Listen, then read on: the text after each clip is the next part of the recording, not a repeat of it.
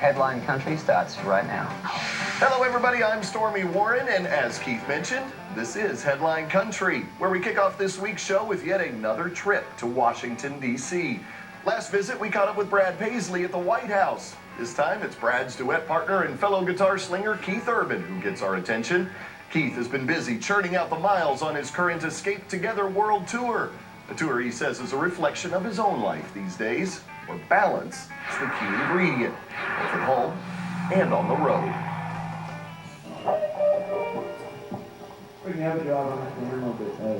Other than the musicians and the road crew, the Verizon Center in Washington, D.C. is empty. Well, almost empty. Of course, as soon as we start the interview, the leaf blower goes. Yeah. What are the odds of a leaf blower interrupting us in an arena?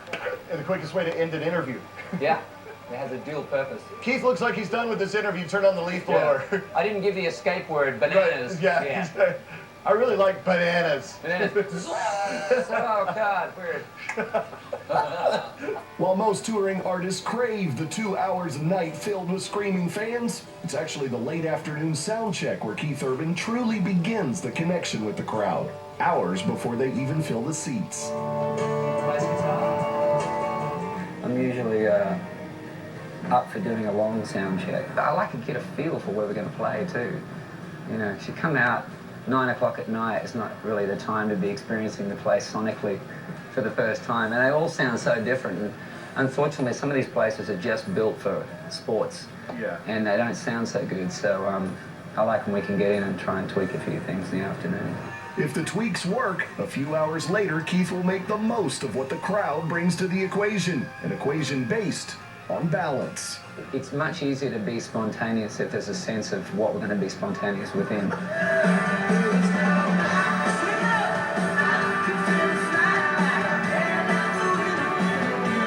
His current Escape Together World Tour is the closest he's ever come to truly finding balance between himself and the audience. Along the way, he's also finding a balance between himself and himself.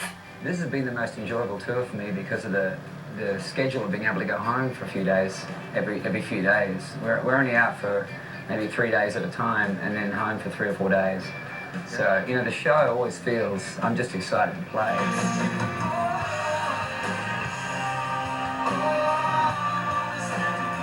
Balance is not ever achieved, it's just sort of maintained. So I think for me, yeah, it's just being willing to make the corrections. Many of Keith's life corrections can be credited to his wife, actress Nicole Kidman, and the birth of their now 1-year-old daughter, Sunday Rose. The evolution from a once troubled soul to a man of almost surreal peace is the focus of his current album, titled Defying Gravity. The sucking power that pulls people down being gravity?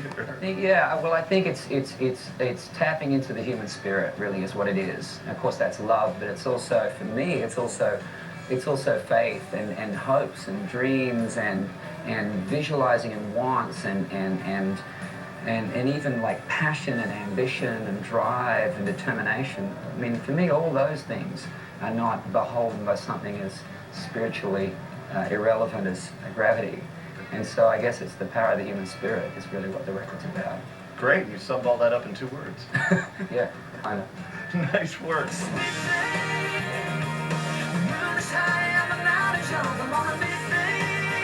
On tour, Keith wants to share that very same philosophy with his fans, especially in the current state of the world where gravity seems to be stronger than ever. Keith literally wants to escape together. My goal for every night is to connect with everybody. That's it for me. The other thing with this tour is to try and get rid of all the barriers between us and them. There's a ramp going down into the audience on both sides, and there's no big metal fences or anything. They're right. They can put their hands on the stage and in some cases run up on the stage. There's a downside to being wide open, Keith. Yeah, but I think that's part of it. It's got to be on edge. It's got to be unpredictable. You're not quite sure what's going to happen. I mean, that's another reason why concerts are so, to me, they're exhilarating. Is when, because if it's all predictable and safe, it's, you know, you've got to have a little bit of edge. You've always taken kind of that Zen approach to what you do on that stage, but has there ever been the business side or the competitive side that says, you know, we're doing pretty good here, maybe somewhere down the line we might get recognized as an entertainer of the year? I've been recognised for worse things. So. Do you want that trophy on the mantle, though? Do I want an entertainer trophy on the mantle? I've got room for one, absolutely. I wouldn't not walk up to the podium. Yes. I would accept it with a smile. Absolutely. In the meantime, Keith will simply continue his pursuit for balance.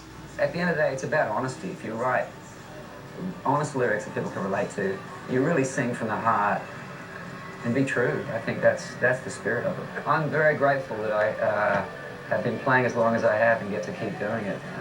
It's amazing to come out and play.